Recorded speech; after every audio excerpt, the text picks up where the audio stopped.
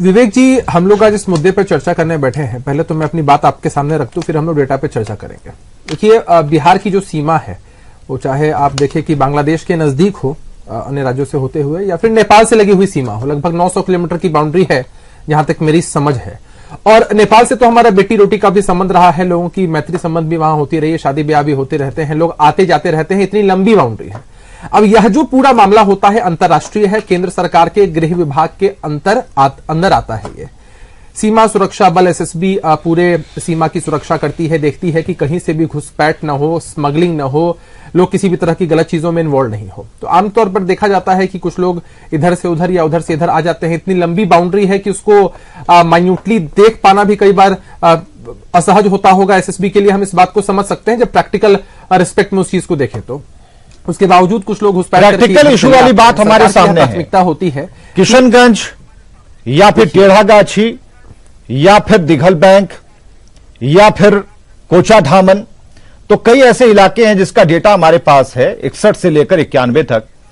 यहां आबादी मुस्लिमों की बढ़ती है, लेकिन इन इलाकों में हिंदू घटते चले जाते हैं।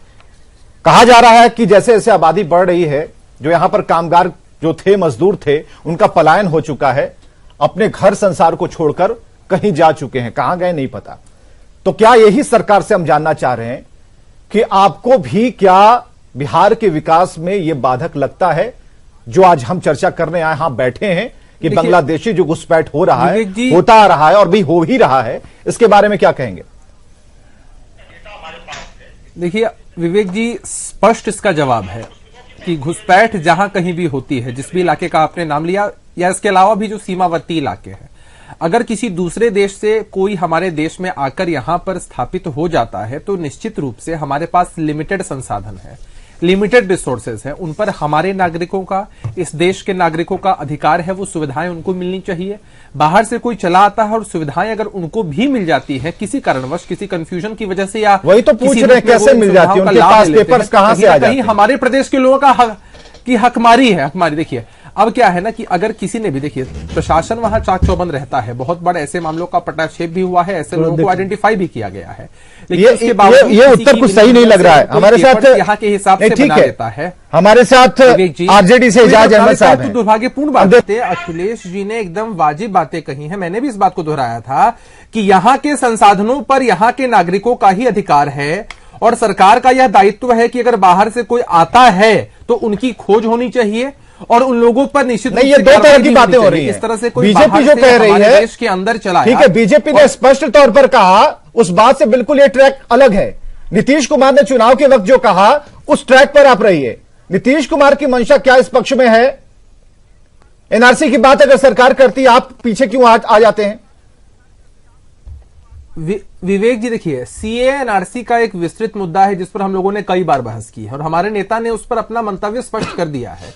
यहां जो हम स्पेसिफिक घुसपैठ और सीमावर्ती इलाकों में घुसपैठियों की जो चर्चा कर रहे हैं, जो यहां आकर बिहार के लोगों का या हमारे देश के लोगों का किसी भी राज्य में संसाधन इस्तेमाल कर रहे हैं, बर्बाद कर रहे हैं या कुछ भी कर रहे हैं, क्रिमिनल एक्टिविटीज में शामिल है या किसी भी तरह की चीजों में शामिल है, उस मुद्दे के परिप्रेक्ष्य में मैंने आपको अपनी बात स्पष्टता के साथ कही कि हम लोग भी नहीं हैं। अब हम केंद्र सरकार से भी हमेशा हम लोगों ने आग्रह भी किया है कि हमारे जो सीमावर्ती इलाके हैं, क्या अभिषेक आपको यह बात समझ में नहीं आती हो जाए? क्या आपको यह बात समझ में नहीं आती? एक छोटा सा जिला हम लेते हैं किशनगंज। आप देखिए कि 61, 71, 81 और 91 होते, आप यहां पर मुस्लिम समुदाय की संख्या बढ़ रही है और हिंदू वहां से पलायन कर रहे हैं। ये डेटा हम आपके सामने छोड़ रहे हैं। 52.40% थे और ये 43.13%, 91 का डेटा है। इसके बाद संख्या और भी घट गई। क्या इस बारे में आपको पता है, सरकार को पता है? देखिए, जनसंख्या सेंसस हर 10 वर्षों पर होता है और अभी जातीय जनगणना की मांग भी हम लोगों ने की है। अगर समुदाय के हिसाब से आप जनगणना का आंकड़ा हमारे सामने रख रहे हैं तो निश्चित रूप से एक विशेष समुदाय का आंकड़ा बढ़ रहा है, एक विशेष समुदाय का आंकड़ा घट रहा है। जहां तक घुसपैठियों का सवाल है तो हमने हमेशा इस बात को कहा है, बढ़ कैसे रहा है? तो सवाल है, बढ़ कैसे रहा है? देखते हैं घुसपैठी है। देखिए, अच्छा एक बात बताइए, कौन बना रहा है? हमने अपनी बात को, आपने अपनी गेट को इतना मजबूत क्यों नहीं किया कि कोई भी आता है? यही तो कार्रवाई का विषय है। अगर जांच घुसपैठिया का अगर विषय या बांग्लादेश से कार्रवाई। आ रहा है, अच्छा विवेक जी एक बात बताइए, बंगाल जा रहा है, एक मिनट, नेपाल जा रहा है, एक और मिनट, नेपाल के बाद बिहार में मैंने प्रवेश आपको कर क्या रहा है, कहा? तो सवाल तो बनेगा सर।